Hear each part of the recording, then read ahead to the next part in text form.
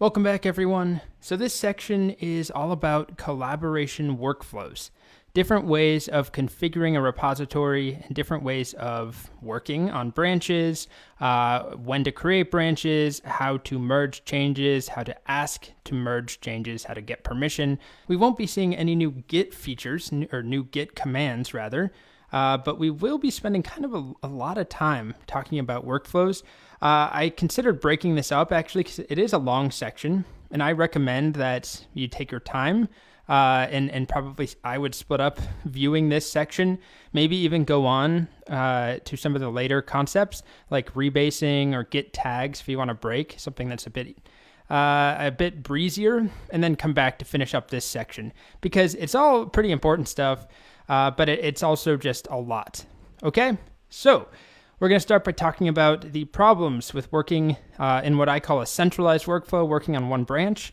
It's important to understand. Then we cover the feature branch workflow, critical. We talk about something called pull requests.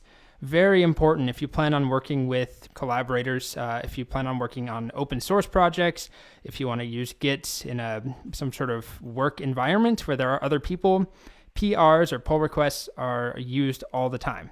I put branch protection rules in important. This is a thing we can change, a setting on GitHub. It's important to know about, but just not as critical as these other things. I'm going to show you something on GitHub called forking, and then we spend a decent chunk at the end of the section, three or four videos talking about forking and a workflow called fork and clone. That's what I call it, at least. And this is heavily used for open source projects, big projects like React or VS Code, which is open source, TensorFlow, just any big open source project you can think of that have thousands of collaborators. They don't grant every collaborator full permissions just to push up.